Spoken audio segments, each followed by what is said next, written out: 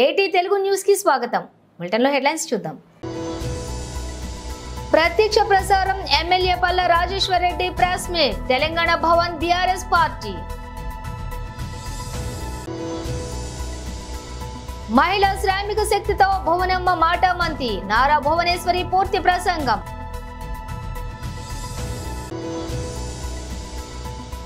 రాణించిన middle order IPL 2024 లో Chennai Super Kings బోణి.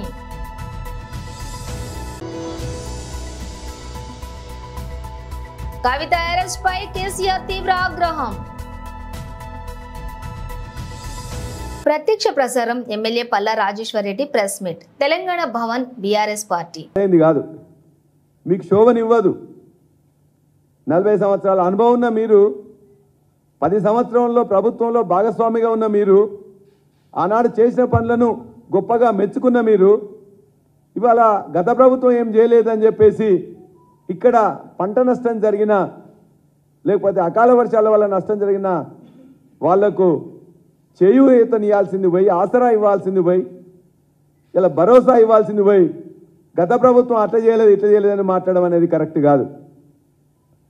గత ప్రభుత్వం గత 6 నెలల కింద కూడా ఇటువంటి అకాల వర్షాలు తుఫాను బీభత్సం జరిగినట్లయితే అది దక్షిణ తెలంగాణ కానీ ఉత్తర తెలంగాణ కానీ ఇక్కడున్న ఆనాటి వ్యవసాయ శాఖ మంత్రి నిరంజన్ రెడ్డి గారు, రంగారెడ్డి జిల్లా మంత్రి గారు సబితా ఇంద్రారెడ్డి గారు, నేను కూడా వెంటనే చేవెళ్ళ ప్రాంతం కానీ పరిగి ప్రాంతం కానీ వెళ్ళి ఆ రాత్రి వడగండ్ల వాన పడితే పొద్దున్నే మేము అందరం కూడా చేరుకొని వాళ్ళందరికీ భరోసా ఇచ్చినాం. వాళ్ళందరికీ కూడా అంచనా వెంటనే వేసి పైసలు కూడా ఇచ్చినాం. 151 కోట్లు రిలీజ్ చేసి వాళ్ళందరికీ వెంటనే డబ్బులు ఇవ్వడం జరిగింది. రెండోసారి మళ్ళా నష్టం జరిగితే, ఎక్కువ నష్టం జరిగిందని చెప్పేసి ముఖ్యమంత్రి గారే స్వయంగా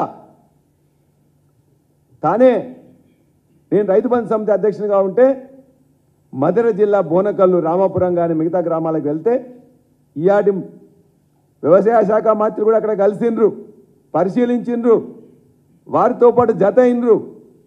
అక్కడి నుంచి వెళ్ళి ఒక మధుర నియోజకవర్గమే కాదు, ఖమ్మం జిల్లాలో ఉన్న మిగతా ప్రాంతాలు కానీ, అదేవిధంగా మహబూబాబాద్ జిల్లాలోని తొర్రూరు ప్రాంతం కానీ, వరంగల్ జిల్లాలోని నర్సంపేట ప్రాంతం కానీ, కరీంనగర్ జిల్లాలోని చొప్పదండి ప్రాంతం కానీ, ఇవన్నీ కూడా ఆనాటి ముఖ్యమంత్రి కేసీఆర్ గారితో ఈనాటి వ్యవసాయ శాఖ మంత్రి తుమ్మల నాగేశ్వరరావు గారు పరిశీలించి ఆ తర్వాత ఇక్కడికి వచ్చి దాని మీద మాట్లాడి ఒక నిర్ణయం తీసుకోవడం జరిగింది. ఎన్డీఆర్ఎఫ్ ప్రకారం ఇవాళ పంట నష్టం జరిగినట్లయితే మొక్కజొన్నకు 3,333 మాత్రమే ఉన్నది ఎకరానికి, వరికి 5,600 రూపాయలు మాత్రమే ఉన్నది. మిగతా పంటలకు, పండ్ల తోటలకు కానీ 6,500 7,000 రూపాయలు మాత్రమే ఉన్నది. ఇవన్నీ అరకొరగా ఉన్నాయి. దీని అన్నింటినీ కూడా ఎక్కువ చేయాలని చెప్పేసి వారి సమక్షంలోనే, తుమ్మల నాగేశ్వరరావు గారి సమక్షంలోనే నెక్స్ట్ డే దాన్ని 10,000కు పెంచి నిర్ణయం తీసుకొని ఎన్డీఆర్ఎఫ్ ఎస్డీఆర్ఎఫ్లో లేకుంటే కూడా 10,000 రూపాయలు పెంచి ఆనాడు రైతుల్ని కాపాడింది కేసీఆర్ గారు. ఆనాడు జీవో నెంబర్ 14 ద్వారా 151 కోట్లు రిలీజ్ చేసి 10,000 రూపాయలు ఇవ్వాలని చెప్పేసి మొట్టమొదటి జీవో ఇచ్చిండ్రు నాటి ముఖ్యమంత్రి కేసీఆర్ గారు. ఇంకో మాట మాట్లాడిండ్రు వ్యవసాయ శాఖ మంత్రి గారు, అసలు అంచనానే వేయలేదు గత ప్రభుత్వం తీరు అట్లా ఉందని. ఆనాడు 23 మార్చి నుంచి 27 ఏప్రిల్ వరకు జరిగిన నష్టాన్ని మొత్తం కూడా అంచనా వేసి దరిదాపుగా 3,000 గ్రామాలలో 2,75,000 మంది, 79,000 మంది రైతులకు సంబంధించిన 3,04,000 ఎకరాలకు పంట నష్టం జరిగిందని చెప్పేసి అంచనా వేసిండ్రు గత ప్రభుత్వం. అంచనా వేయడం కాదు, జీవో కూడా ఇవ్వలేదని చెప్పేసి వారు మాట్లాడినరు. 304 అంటే 3,04,000 ఎకరాలకు నష్టం జరిగితే 10,000 రూపాయలు చొప్పున 304 కోట్లు కావాలని చెప్పేసి జీవో నెంబర్ 19ని ఆనాటి ప్రభుత్వం ఇచ్చింది. ఆ జీవో నెంబర్ 19 ఇచ్చిన తర్వాత కూడా బీఆర్ఓ ఇస్తేనే తొందరగా ఇస్తామని చెప్పేసి వాళ్ళంటే ఫైనాన్స్ వాళ్ళు మరలా ఒకటి వ్యవసాయ శాఖ ఇచ్చింది, అట్లనే ఫైనాన్స్ డిపార్ట్మెంట్ కూడా జీవో నెంబర్ 24 ద్వారా ఇదే 304 కోట్లకు బడ్జెట్ రిలీజ్ ఆర్డర్ బీఆర్ఓ కూడా ఇవ్వడం జరిగింది. ఇది వాస్తవం. పంట నష్టం జరిగితే వెంటనే క్షేత్ర పరిశీలన మంత్రులు కానీ, ఎమ్మెల్యేలు కానీ, రైతు బంధు సమితి అధ్యక్షులు కానీ ముఖ్యమంత్రితో సహా వెళ్ళి పరిశీలించి రైతులను ఆడుకున్నారు. కావలసిన అంచనా వేసిండ్రు, కావలసిన జీవోలు ఇచ్చిండ్రు, కావలసిన డబ్బులను ప్రజలకు ఇచ్చిండ్రు. రెండో విడత పైసలు ఇస్తున్నప్పుడు కావాలని చెప్పి కాంగ్రెస్ పార్టీ ఇది బీఆర్ఎస్ పార్టీకి ఎన్నికల్లో లాభం జరుగుతుందని చెప్పేసి ఆపేసిండ్రు. ఆనాడు ఆపేసిన పైసలు ఈనాటి వరకు కూడా ఇవ్వలేదు. దాన్ని వెంటనే రిలీజ్ చేసి మీ చిత్తశుద్ధిని నిరూపించుకోమని చెప్పేసి మేము కోరుతున్నాం వ్యవసాయ శాఖ మంత్రి గారిని, ముఖ్యమంత్రి గారిని. మీరు పోకుండా, పరిశీలించకుండా, రైతులను ఓదార్చకుండా ఇవాళ మీరు ఏదో రైతులకు మేము ఎక్కువ చేస్తున్నాం అని చెప్పేసి మాట్లాడడం సరైనది కాదు. దయచేసి 2 లక్షల ఎకరాల్లో ఇవాళ నష్టం జరిగింది. నష్టం జరిగిన పంటకు అంచనా వేయండి, వెంటనే బీఆర్ఓ రిలీజ్ చేయండి. వాళ్ళందరికీ కూడా ఒక భరోసాగా ఉండండి. మీరు చేయాల్సింది పెద్దగా ఏం లేదు. 2602 రైతు వేదికలు మేమే నిర్మించినాం. 2602 అగ్రికల్చర్ ఎక్స్టెన్షన్ ఆఫీసర్లను మేమే అపాయింట్ చేసినాం. దానికి సంబంధించిన యాప్, క్రాప్ బుకింగ్ యాప్ని కూడా మేమే చేసినాం. మీకు కావాల్సిన ఇన్ఫ్రాస్ట్రక్చర్ ఇచ్చినాం, టెక్నాలజీ ఇచ్చినాం, మనుషుల్ని ఇచ్చినాం. ఇవాళ పోయి చూసి రిపోర్ట్ చేయడానికి మీకు చేత కాకపోతే చెప్పండి, మేమే చేపిస్తాం. ఇలా ప్రభుత్వంలో ఉండి గత ప్రభుత్వాలు తిట్టడం కాదు. గత ప్రభుత్వం ఇన్ఫ్రాస్ట్రక్చర్ ఇచ్చి, టెక్నాలజీ ఇచ్చి, మనుషులు ఇచ్చిన తర్వాత చేయడం చేత కాకుండా గత ప్రభుత్వం అట్లా చేయలేదు, ఇట్లా చేయలేదు అని చెప్పేసి మాట్లాడడం సరైంది కాదు. అన్నీ కూడా వసతులు ఏర్పాటు చేసినాం, రైతులకు కావాల్సిన అన్నీ చేసినాం. మీకు చిత్తశుద్ధి. మహిళా శ్రామిక శక్తితో భువనమ్మ మాటామంతి, నారా భువనేశ్వరి పూర్తి ప్రసంగం.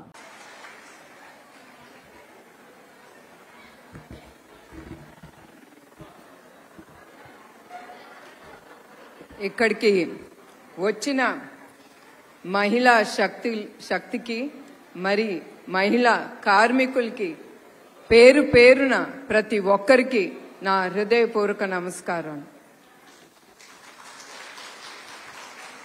నేను ఇక్కడికి వచ్చింది రాజకీయాలు మాట్లాడటానికి కాదు, రాజకీయాల స్పీచ్లు ఇవ్వటానికి కాదు. ఆ రెండు నాకెప్పుడు అలవాట్లు లేవు. నాకెప్పుడు నా పనేదో నేను, తర్వాత నా మనసుకి ఏది తోస్తే అది మాట్లాడతాను. పెద్ద పెద్ద రాజకీయాలు మాత్రం, స్పీచ్లు మాత్రం నాకు రాదు. ఇప్పుడు రవి గారు చాలా పెద్ద పెద్దగా మాట్లాడారు, అను గారు అందరూ. అవన్నీ నేను మాట్లాడలేను. నేను మీలో ఒక స్త్రీగా నేను మాట్లాడగలను. నేను ఇక్కడికి వచ్చింది, మీరు నన్ను ఎట్లయినా అనుకోండి, ఒక తల్లిగా భావిస్తారని, ఒక అక్కగా, చెల్లిగా భావిస్తారని నేను ఇక్కడికి వచ్చాను. అది కూడా మీ సుఖాల్లో, బాధలో పాలు పంచుకోవటానికి ఇవాళ నేను ఇక్కడికి వచ్చాను. అట్లానే మహిళలు సొంత కాళ్ళ మీద నిలబడితే అది గొప్పదనం, అది గౌరవం కూడా. ఎందుకంటే నేను కూడా ఒకప్పుడు ఇంటికే పరిమితం అయ్యేదాన్ని. అట్లాంటిది ఇప్పుడు నేను ఒక సంస్థని ముందుకు తీసుకెళ్తున్నాను, హెరిటేజ్ సంస్థ. దాంతో అది కూడా ఎట్లా నేను అది ముందుకు వెళ్ళానంటే చంద్రబాబు నాయుడు గారే ఆయన దానికి కారణం.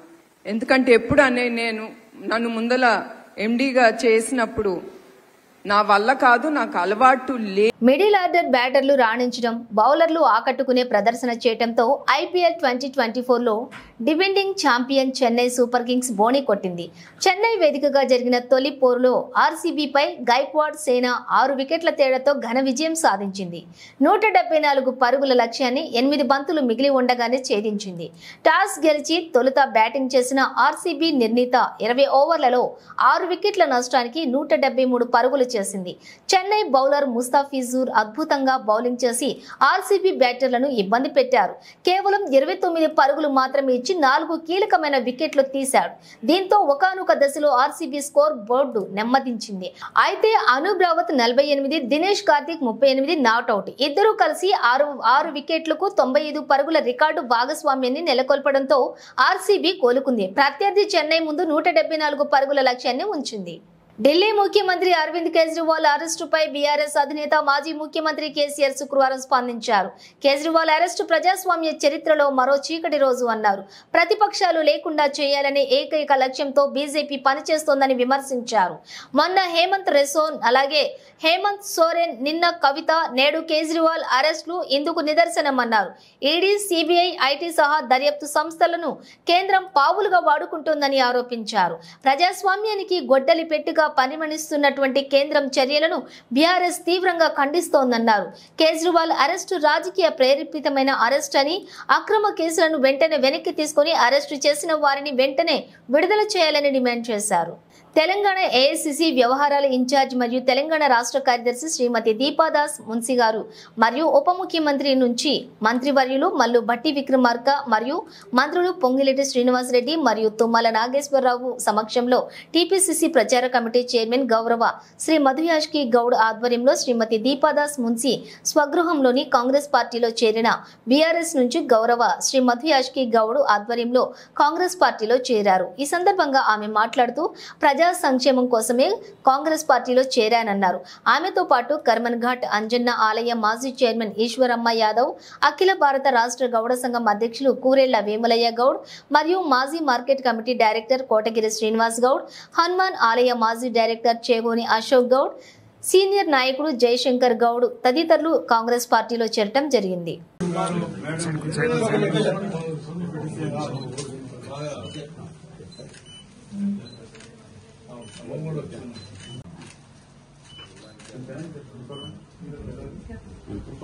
నిర్మల్ జిల్లా బొప్పారం గ్రామంలో జాతీయ ఉపాధి హామీ పనులు చురుకుగా కొనసాగుతున్నాయి. ఈ పథకం ఇప్పటికే 1,00,000 కుటుంబాలకు 100 రోజుల పని కల్పించి ఈ పథకం ద్వారా అభివృద్ధి సాధించగలుగుతోందని, వారి కూలీ పని చేయడానికి ఆసక్తి చూపుతున్నారని, ప్రజలు నీటి వనరులు బలోపేతంలో భాగంగా పూడికలు, ముళ్ల పొదలు తొలగించడం, వరద కాలువలు తవ్వకాలు చేస్తున్నారు.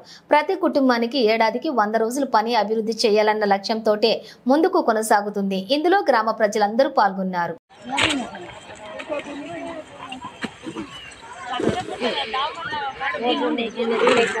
ముస్లిం మైనారిటీల ఆలోచన సరళి మారిందని పల్నాడు జిల్లా నర్సారావుపేట ఎమ్మెల్యే గోపిరెడ్డి శ్రీనివాసరెడ్డి అన్నారు. పవిత్ర రంజాన్ మాసం అంటే నాకు ఎంతో ఇష్టమన్నారు. రంజాన్ మాసంలో ఉపవాసం ఉంటున్న సోదర సోదరీమణులకు శుభాకాంక్షలు తెలిపారు. నర్సారావుపేటలోని 2వ వార్డులోని మసీదులో ఎమ్మెల్యే గోపిరెడ్డి శ్రీనివాసరెడ్డి ప్రత్యేక నమాజ్లో పాల్గొన్నారు. ఈ సందర్భంగా ఆయన మాట్లాడుతూ, గతంలో ముస్లిం సోదరుడు ఆలోచన వేరే విధంగా ఉండేదని, ప్రస్తుతం ముస్లిం సోదరుల ఆలోచన అంతా కూడా విద్య, ఉద్యోగం, అవకాశాలపైనే ఉందని అన్నారు. మండల పరిధిలోని చిన్న తుర్కుపాలెం గ్రామంలోని 29 మంది వైద్య విద్యార్థులు ఉన్నారు అంటే మన మండలానికి గర్వకారణమన్నారు. కూలీ పనులు చేసుకుని బ్రతికే కుటుంబాల నుండి వైద్యులు, ఇంజనీర్లు ఆ గ్రామం నుండి వస్తున్నారని తెలిపారు. గతంలో ఒకరి కింద పనిచేసే ముస్లిం సోదరులు పిల్లలు ప్రస్తుతం వారే 10 మందికి ఉద్యోగాలు ఇచ్చే స్థాయికి ఎదగటం చాలా సంతోషకరమన్నారు.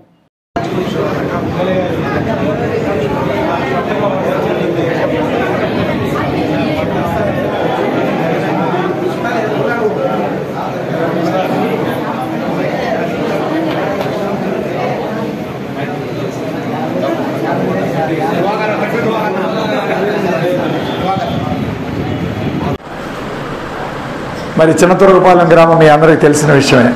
చిన్న గ్రామం, వాళ్ళందరూ కూడా చేతి వృత్తి పనులు, గోతాలు వ్యాపారం చేసుకుంటూ వాళ్ళ పిల్లల్ని చదివించుకోవాలంటే ఎంత కష్టపడతారో మీ అందరికీ తెలుసు. అలాంటి నేపథ్యంలో ఇవాళ రిజర్వేషన్ కల్పించడం వల్ల 29 మంది డాక్టర్లు, అది కూడా పెద్ద పెద్ద కాలేజీలో చదువుకుంటూ ఉన్నారు. 200 మంది ఇంజనీర్లు ఉన్నారు. మరి ఎంతోమంది ఇవాళ మైనార్టీ సోదరుల యొక్క ఆలోచన శక్తి, ఆలోచన సరళే ఈరోజు మారిందనేది వాస్తవం.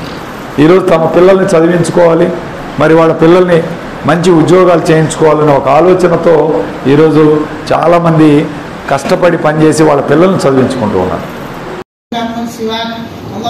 اهدنا الصراط المستقيم صراط الذين أنعمت عليهم من النبيين والصديقين والشهداء والصالحين وحسن أولئك رفيقا. اللهم إني أعوذ بك من الهم والحزن، أعوذ بك من العجز والكسل، أعوذ بك من الجبن والبخل، أعوذ بك من غلبة الدين وقهر الرجال. لا إله إلا أنت سبحانك إنا كنا من الظالمين.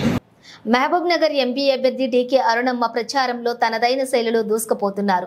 ప్రత్యర్థులకు అంతు చిక్కని రీతిలో థింక్ డిఫరెంట్ అంటున్నారు. తాజాగా శనివారం మహబూబ్ నగర్ ఎంవీఎస్ మైదానంలో స్థానికులు, బీజేపీ నాయకులు, కార్యకర్తలతో కలిసి మార్నింగ్ వాక్ చేశారు. ఈ సందర్భంగా పాలమూరులో అరుణమ్మకు ఎందుకు ఓటు వేయాలో వివరిస్తూ కరపత్రాలు పంపిణీ చేసి ఓట్లు అభ్యర్థించారు. పాలమూరుకు తాను ఏం చేశానో ప్రజలు ఆలోచించి ఆదరించాలని కోరారు. ఈ కార్యక్రమంలో భాగంగా ఎంవీఎస్ మైదానంలో స్థానిక ప్రజలు, చిన్నారులు, వయోవృద్ధులను అరుణమ్మ ఆప్యాయంగా పలకరించిన తీరు అందరి దృష్టిని ఆకర్షించింది. అరుణమ్మ తమను పలకరించిన విధానం పట్ల స్థానికులు హర్షం వ్యక్తం చేశారు.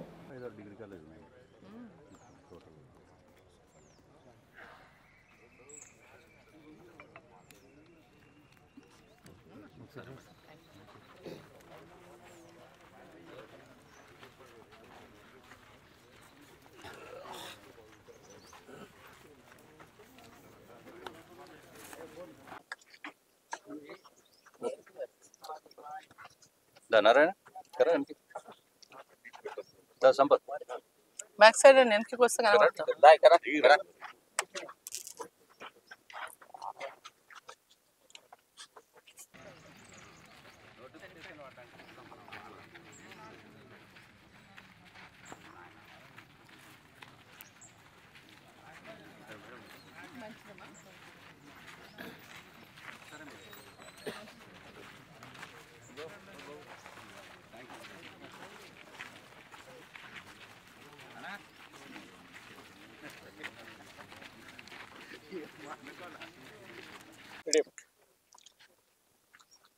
సరే, ఎన్నికల ప్రచారంలో భాగంగా ఎంఈఎస్ కాలేజ్ గ్రౌండ్కి ఈరోజు పొద్దున్నే ఇక్కడంతా వాకింగ్ చేస్తున్న వాళ్ళందరినీ కూడా కలుసుకోవడానికి రావడం జరిగింది.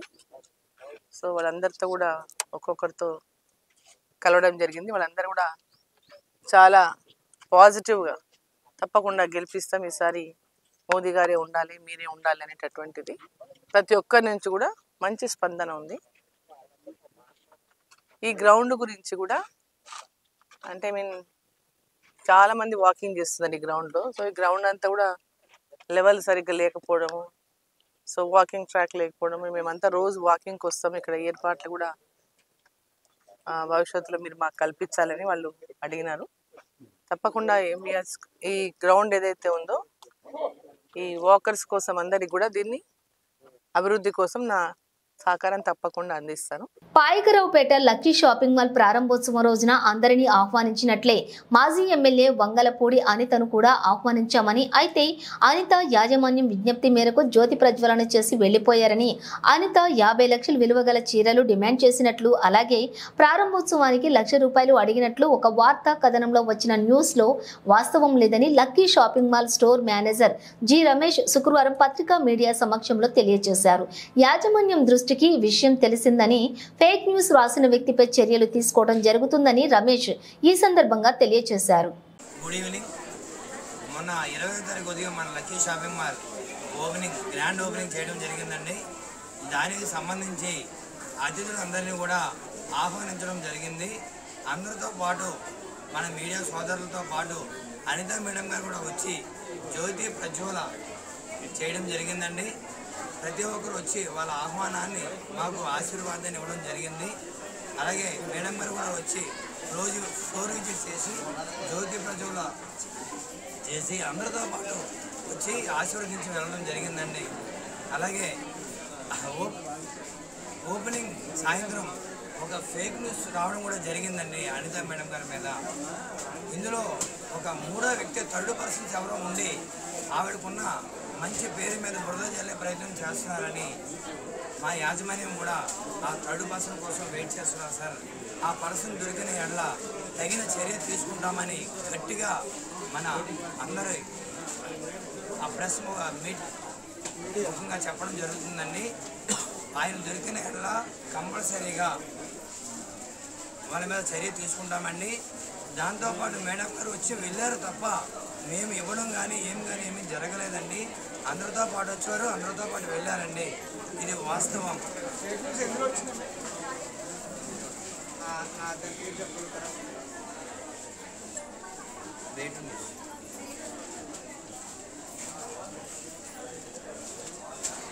ఆ రోజు సాయంత్రం వే2 న్యూస్ ఫేక్ న్యూస్ రావడం, దాని గురించి వాళ్ళు వే2 న్యూస్ వాళ్ళు సర్వే చేసి ఇది ఫేక్ న్యూస్ అని చెప్పడం కూడా జరిగిందండి. అది ఫేక్ న్యూస్ అని చెప్పడం కూడా జరిగింది సార్.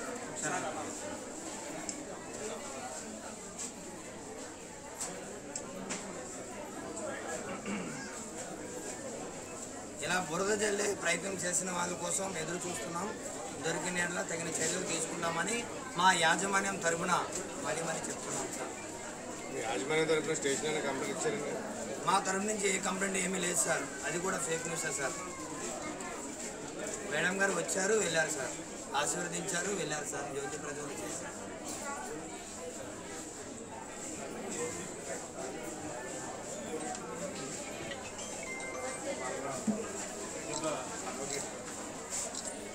రాజన్న సిరిసిల్ల జిల్లా ఎల్లారెడ్డిపేట మండలం రాజన్నపేట గ్రామంలోని బస్టాండ్ ఆవరణలో డాక్టర్ బిఆర్ అంబేద్కర్ యువజన సంఘం అన్ని కుల సంఘాల ఆధ్వర్యంలో డాక్టర్ బిఆర్ అంబేద్కర్ విగ్రహాన్ని ఘనంగా ఆవిష్కరించారు. ఈ సందర్భంగా పలువురు మాట్లాడుతూ ప్రపంచ మేధావి అంబేద్కర్ ఆశయ సాధనకు ప్రతి ఒక్కరూ కృషి చేయాలని, ఆయన అడుగుజాడల్లో నడవాలని అన్నారు. ఈ కార్యక్రమంలో గ్రామస్తులు, వివిధ కుల సంఘాల నాయకులు అధిక సంఖ్యలో పాల్గొన్నారు.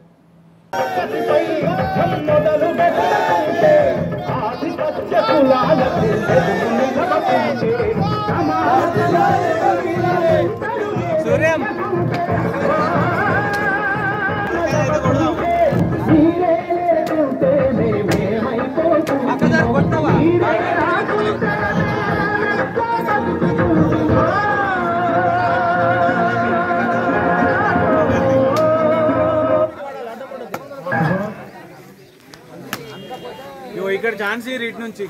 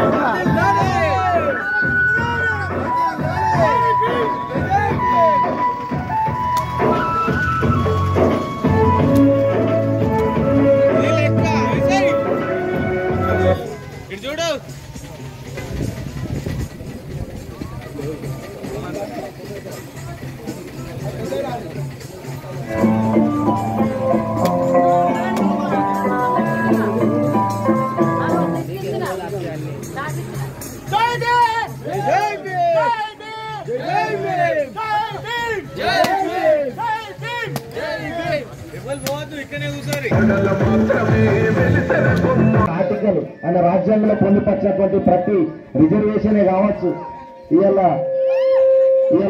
లేబర్ కమిషన్ కావచ్చు, లేబర్ చట్టాలను కూడా రాసిండు. ఇవాళ అందరం మనం కార్మికులుగా, కర్షకులుగా, ఇవాళ వ్యవసాయ చట్టాలను కూడా అమలు చేసినటువంటి వ్యక్తిగా ఇవాళ లా కమిషన్ మరి చైర్మన్ ఉన్నప్పుడు అంబేద్కర్ గొప్ప గొప్ప కార్యాలు చేసిండు. నిజంగా చాలా మంది అంబేద్కర్లు ఒక కులం సంబంధించిన వ్యక్తిగానే చూస్తున్నారు, కానీ కులవాది కాదు, అందరి వాది, మానవతావాది. చాలా మంది సమానత్వం కోరుకున్నటువంటి వ్యక్తి. మహిళల కైలు కోసం తన పదవిని కూడా త్యాగం చేసినటువంటి వ్యక్తి. ఇలా మహిళలకు అనేక చట్టాలు తీసుకొచ్చినటువంటి గొప్ప నాయకుడు. ఇలా మనం బాబాసాహెబ్ అంబేద్కర్ గారి ఆవిష్కరణ చేసుకున్నాం. అది ఆవిష్కరణ చేయడమే కాదు, ఆయన ఏవైతే కలలు కన్నాడో ఆ కోరికలు నెరవేర్చే దిశగా మనం అందరం ఉండాలి. ఇవాళ ఎందుకు అంటే ఇవాళ మనకు ఒక శుభ సందర్భం ఏంటంటే మనము. బులెటిన్ ముగించే ముందు హెడ్లైన్స్ మరోసారి. ప్రత్యక్ష ప్రసారం MLA Palla Rajeshwar Reddy press meet Telangana Bhavan BRS party. మహిళా శ్రామిక శక్తితో భువనమ్మ మాటామంతి నారా భువనేశ్వరి పూర్తి ప్రసంగం.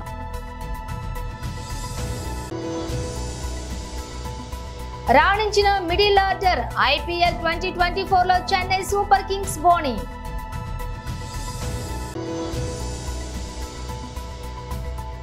కవిత అరెస్ట్ పై కేసీఆర్ తీవ్ర ఆగ్రహం.